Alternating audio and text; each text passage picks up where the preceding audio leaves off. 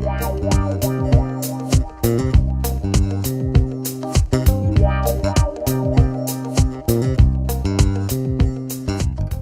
with Bobby and JJ Radio, and this show is entitled Building Your Portfolio.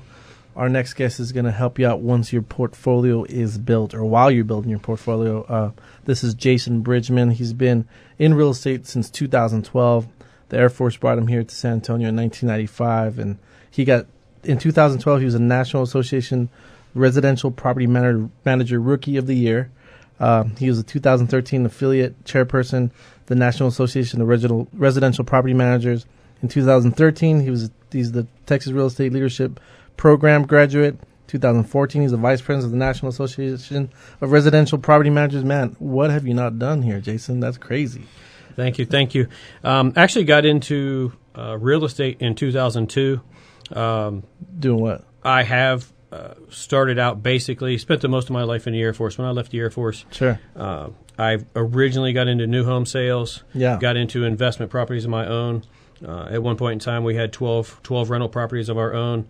So that got me started down the avenue of property management. Spent 3-4 years within the new home sales industry and finally found my way over to Keller Williams Realty at the City View office. Yeah, with us. And the opportunity there was put on my plate to get into property management and start helping out investors like you and Nathan had been talking about earlier. Sure. So that's what we do now full time is property management 24 hours a day, 7 days a week. That's what we do. How many homes are you guys currently property managing? Right now we fluctuate around 300 properties, so anywhere from 275 to 300 homes. That's a lot. Well, I mean, out of the 600 agents in our office, I mean, Bridgman Properties is the property management that we refer all of our clients and investors to, because you guys have a wide array of services. And let's talk about the services. What do you guys actually do for your investors? The truth. Well, we have a running joke around the office that property managers are pretty multifaceted.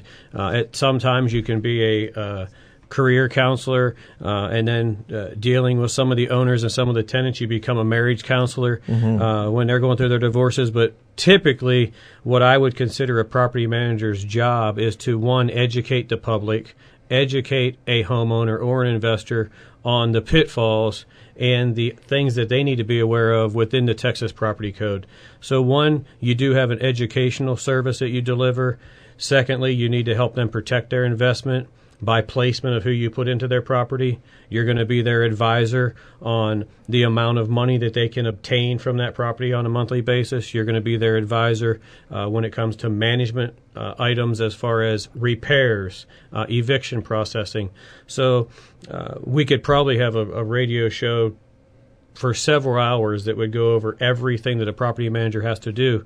But basically, we babysit that property as if it's our own, and we look out for that homeowner, and not only for their personal but their financial interest within every one of their rental properties. So if somebody comes to you, they have a house that they're renting out, they don't have a tenant. You guys are going to market it, list it, find them a tenant, do the credit check, background check, job check, do everything, make sure they're a good tenant for your people.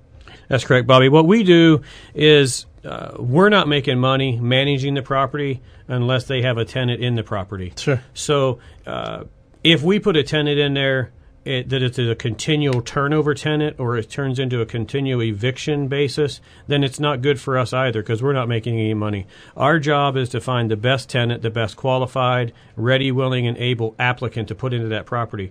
And sometimes, our guidelines and our standards, which can be seen on our website, are 7 pages long. So we do have a pretty rigorous screening process where we look at credit, background check, employment verifications. We're going to do a national crime search. We're going to do a national sexual offender database search on folks. We're going to look at their social media pages. We're going to look at MySpace, Facebook. What? So we're going to look at these people and see if the application that they send in to us that was filled out by them, does that information match up with what we can pull from the consumer database. So, Jason, are they automatically out if they still have a MySpace? If they have a MySpace, we may have to, never rent to them. Take a second look. So, is there a fee for all these things that you're doing? There are fees to get that done. Sure. But we're going to do that as part of our services. So if someone comes in and signs up with us, those fees are going to be included within that first month of charges that we end up charging to the owner. So speaking of charges, do you do a flat rate or do you do like a percentage fee, or how does your business work? I'll tell you that we personally do not have anything that's set in stone. What I try to do as the owner of the business is find a win-win situation for everyone. So for me to say that I'm going to charge a set fee across the board would not be accurate. Myself, I would personally consider myself building a portfolio myself of property owners. And I want to work with property owners that, one, have an interest in the property. They care about the property. They do not want to just let the maintenance go downhill on the property. So if I have a homeowner come to me with a good property and they're really involved with it, I'm going to work with them on the management fees. We may do a flat fee, we may do a percentage, but it's going to be based on the property and the property owner as they come to us. So if you're just joining us, we're speaking with Jason Bridgman with Keller Williams Realty, a colleague of ours there at the I-10 Market Center. You can reach him at bridgmanproperties.com and check out him and his team, or get a hold of him at 210-301-2081. Again, that's 301-2081. So Jason, do you just work one part of town, or do you manage all over? We do manage properties all over the city of San Antonio. A large portion of what we do manage would be over from I-10 over to the Potranco side of San Antonio. I did spend a lot of time in the military over there at Lackland, so I do have a lot of resources and a lot of people that I know from that side of town. But we do manage properties up off of I-35. We market properties down off of 78. So we do have properties that we manage all over the city.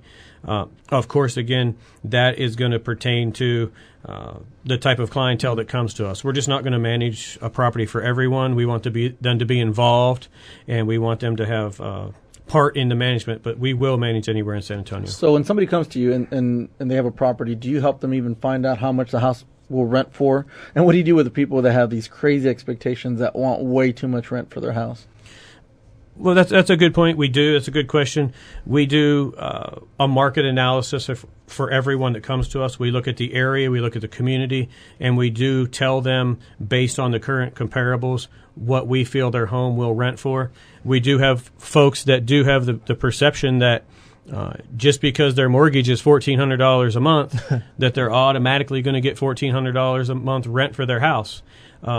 Just like Nathan spoke about earlier, some areas of the city of San Antonio, you're going to have $100 or $200 coming out of your pocket that is going to put you in a negative equity position on that monthly house payment. But long term is where they're looking to make money. Long term, they're going to make money. They're going to get their mortgage paid every month. But just because your mortgage payment's $1,400, don't automatically assume that you're going to get $1,400 a month in rent. Sure. It is going to be based on the geographical location, the community, and what that area of town's bringing. So how someone working with Nathan or someone like myself that's building a rental portfolio, why would we need a property manager? Nathan and I were kind of talking about this earlier off air, and I have to agree with him that property management is not rocket science. But property management is full of so many pitfalls. Yeah. And if you're a new investor, if you're someone that's new into the market, or if you currently have a portfolio of rental properties, there are so many things within the system, and such a spotlight has been is now shining upon property management in the state of Texas. The Texas Real Estate Commission, the Texas Association of Realtors, based on the way the market shifted, the spotlight is now on property management. In the state of Texas, if you are managing properties for someone else, you have to have a real estate license. You cannot no longer just manage properties and not have a real estate license. With that being said, the Texas Property Code is going to mandate things about different types of locks that have to be on houses. I didn't know you needed a peephole in every exit door. So peepholes in like the garage, from the garage door to the... Correct. Someone told me that. I was like, you have a peephole in your bathroom. That's I do. weird. It's weird, but I mean that's personal preference, just to make sure that no one's going to attack me when I go in there. It's cold in just the middle to check of the to see if there's toilet paper in there. Yeah, and then I'll run back out. And we can add those. That'd be an additional charge. We can add those. But so me and JJ, we're both landlords ourselves. Is there a certain number that you recommend that once you hit this certain number, you need to get a property manager? I myself would recommend it if you're going to be getting involved in rental properties. You need to talk to a property manager immediately. You need to find someone that works with your personality. You need to find someone that you get along with, and you need to have them to start look at your portfolio. 1 or 2 trips to the eviction court, or 1 or 2 trips hiring the wrong vendor, hiring an unlicensed vendor, not having the proper security devices, not having the proper smoke alarms, having a trampoline in your backyard and your insurance gets canceled, having that tenant bring an aggressive breed dog on your property. You need to have someone on your team that can advise you of the ins and out of property management. If it's going to cost you $80 a month, or if it's going to cost you $120 a month, it's going to be far cheaper than any attorney that's going to cost you $300 to get you out of a mess. You're scaring me that I'm not using you already. All right, Wow, so I'm messing around. All right, I'm messing around. I slightly stop messing around. So Jason, I know. Let's talk about these pitfalls. Everyone wants to know. So you take care of the repairs, but more importantly, what I'm sure Nathan can agree. When someone starts to invest, they're scared of the eviction. You help with that, right? You guys actually do the eviction because everyone's like, how am I going to get this person out? Am I doing the right thing? Showing up with shotguns and shovels, or what do we? That's correct. We no longer can we take the front door off and keep it off the property. So we do have a process. We do handle the eviction process. We will do that completely for our owners. That's part of our services.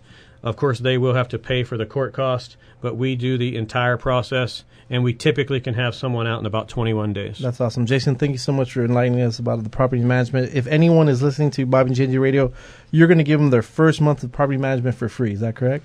Yes, sir. First month of property management for free. So they need to text MANAGE to 210-901-8040. That's 901-8040. Thank you guys so much for being a part of Bobby and JJ Radio. This is a very important episode about investment. We'll see you next week.